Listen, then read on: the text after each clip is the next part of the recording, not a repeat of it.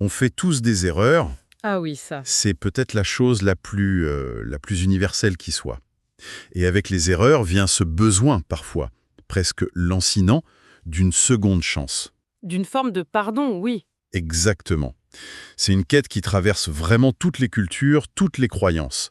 Et aujourd'hui, on va justement plonger au cœur de cette quête à travers un texte qui est particulièrement puissant dans la tradition islamique. Tout à fait. Notre source, c'est une conférence qui analyse le 42e hadith de la célèbre collection de l'imam An-Nawawi. Et ce qui le rend si spécial, c'est que c'est ce qu'on appelle un hadith Qudsi. C'est ça. Donc, pour simplifier, c'est une parole où Dieu s'adresse directement à l'humanité. Oui, par l'intermédiaire du prophète Mohammed.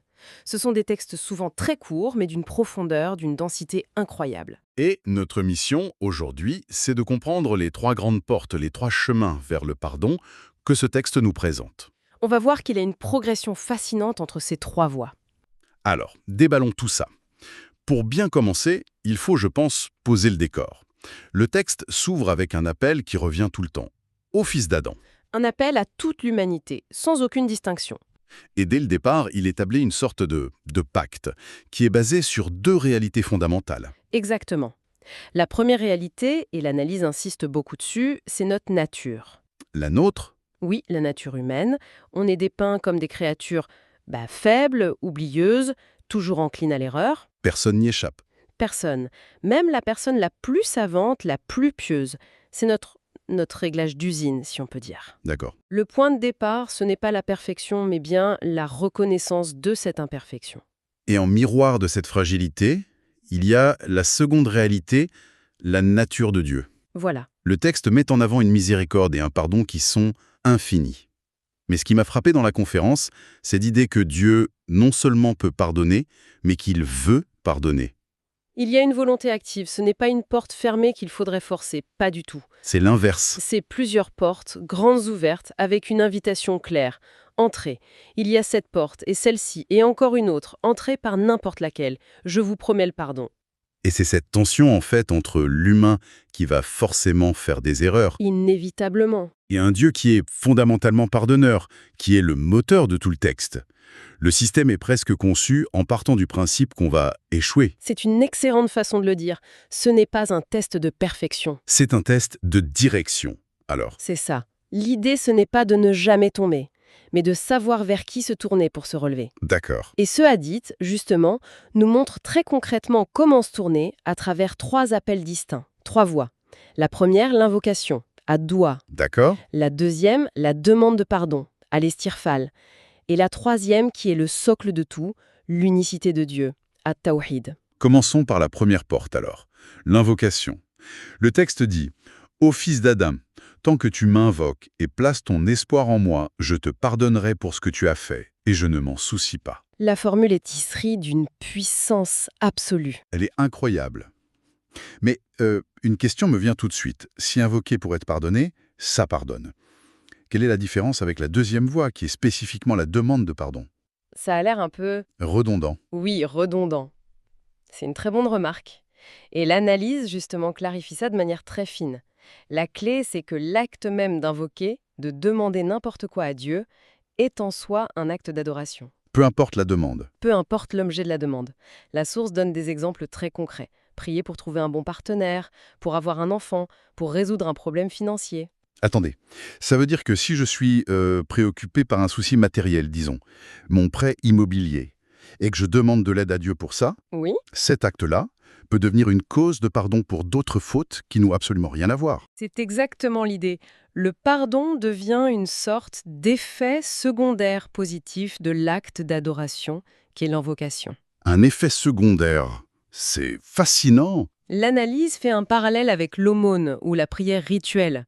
On ne fait pas forcément la prière en se disant explicitement « je prie pour effacer tel ou tel péché », mais elle a cet effet. Bien sûr, Et bien de la même façon, le simple fait de garder ce canal de communication ouvert avec le divin, même pour des choses très terre-à-terre, entretient une relation qui, en elle-même, est source de pardon. ça change complètement la perspective. Ah oui, Ça veut dire que même nos désirs les plus personnels peuvent devenir un chemin vers la rédemption.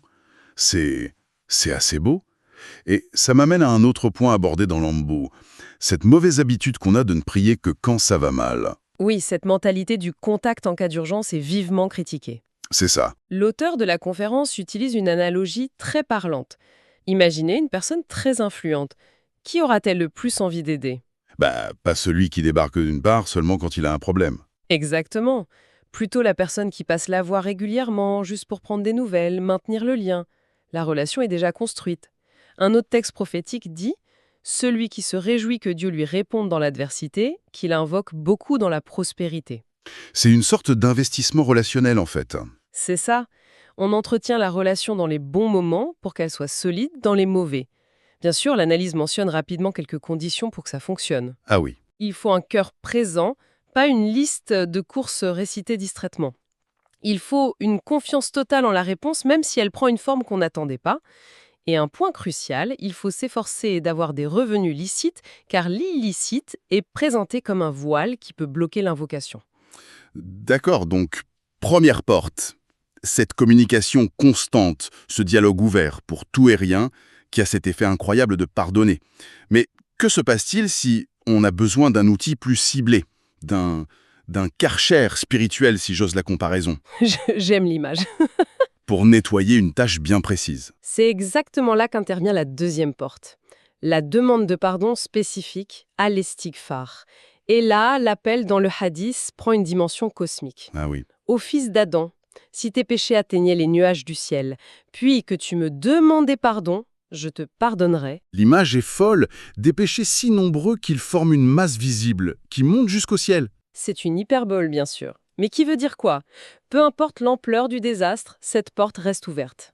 Et cet outil, l'istighfar, comment est-il décrit? Avec des métaphores très simples. C'est la gomme qui efface, le savon qui lave. C'est l'instrument de précision. D'accord. Mais là où ça devient vraiment contre-intuitif, c'est quand on se demande pourquoi le prophète lui-même, qui était pardonné de tout, Oui, c'est un paradoxe. passait son temps à demander pardon, des dizaines, voire une centaine de fois par jour. S'il n'avait rien à se faire pardonner, pourquoi le faire? Alors, l'explication donnée change complètement notre vision de cet acte. La première raison, bien sûr, c'est l'enseignement par l'exemple. Logique. Mais la seconde, c'est un véritable basculement. Quand on lui posait la question, il répondait « Ne devrais-je pas être un serviteur reconnaissant ?» Sa demande de pardon était une expression de gratitude. De gratitude. De choukr, oui. Attendez, ça c'est un retournement complet.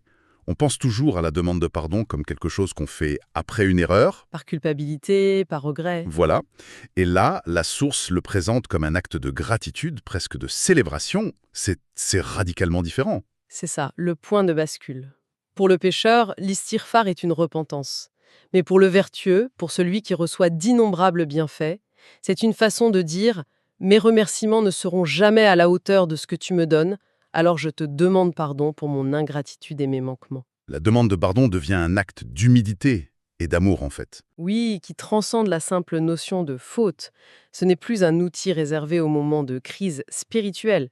Ça devient une pratique quotidienne de gratitude. Et qui en plus aurait des bienfaits. Bien au-delà du spirituel, oui.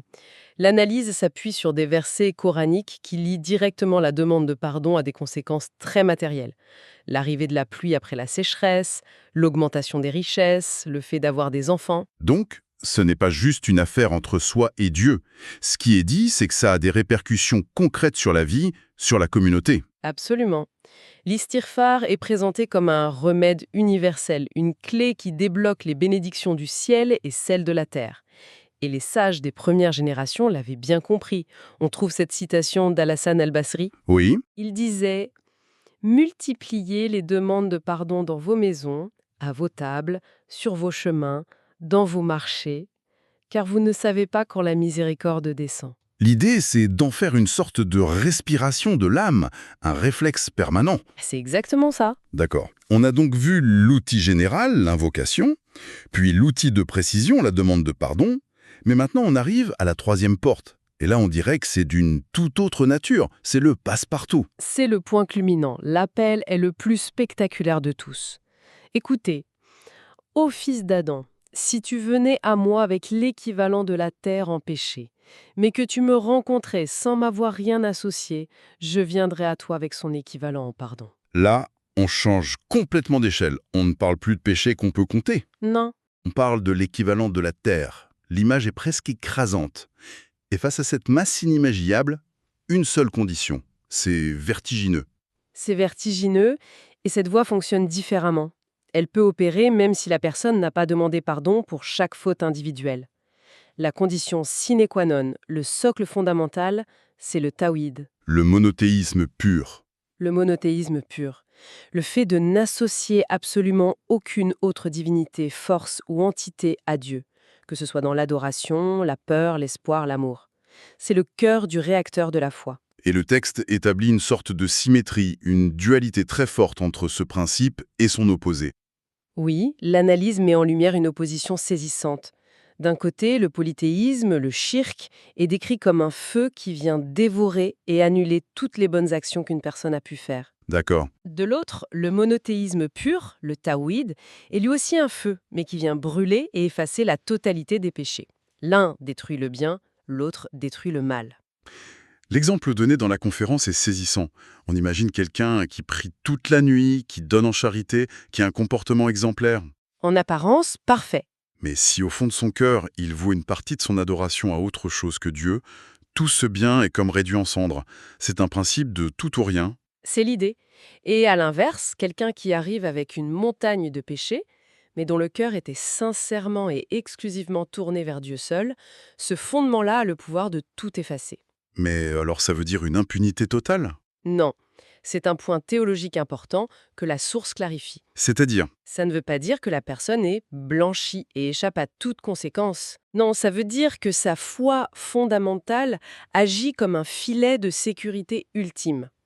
Un monothéiste qui a commis de graves péchés peut avoir à en payer le prix, il peut être châtié, Mhm. mais sa croyance en l'unicité divine lui garantit de ne pas rester éternellement en enfer. Son tawhid finit par le sauver. C'est ça. Cette foi est le bien le plus précieux. Le polythéisme, en revanche, est présenté comme le seul péché impardonnable si la personne meurt sans s'en être repentie. C'est d'une clarté redoutable. On a donc ces trois portes. L'invocation de tous les jours, qui pardonne en filigrane. Oui, La demande de pardon ciblée, qui agit comme un détergent puissant. c'est une bonne image. Et le socle de la foi monothéiste, le tawhid, qui a ce pouvoir d'annihilation massive des péchés. Alors, qu'est-ce qu'on doit retenir de tout ça? Le message qui traverse toute cette analyse, je pense, c'est celui d'un espoir radical. Et omniprésent. Oui. La perspective, ce n'est pas n'échouez jamais, ce qui est impossible, c'est plutôt sachez que les mécanismes de la réparation sont toujours à votre portée. Et ils sont multiples. Multiples et surpuissants. La conférence se termine sur une image que je trouve très forte. Elle dit « Dans nos vies, les portes qui mènent au péché sont souvent grandes, ouvertes. La stratégie n'est pas de prétendre pouvoir toutes les fermer, Ce qui est irréaliste. mais de s'assurer, en face, de garder les portes du repentir et de la miséricorde encore plus grandes ouvertes. C'est une vision très pragmatique finalement. Et pour conclure, tout ce qu'on a discuté soulève une dernière question, une pensée pour la route. Le texte insiste beaucoup sur le faire. Invoquer, demander pardon, maintenir la foi. Sur l'action, oui. Mais qu'en est-il de l'être eu? Quelle transformation intérieure se produit chez quelqu'un qui intègre vraiment ces pratiques? Si on passe de l'invocation SOS à un dialogue permanent et de la demande de pardon par culpabilité à une expression de gratitude, comment est-ce que ça change au quotidien non seulement notre relation au divin, mais aussi notre regard sur nous-mêmes, sur nos propres erreurs et sur le monde qui nous entoure? C'est une excellente question. Ça ouvre une réflexion qui va, je trouve, bien au-delà de la simple gestion des péchés pour toucher à une véritable métamorphose de la conscience.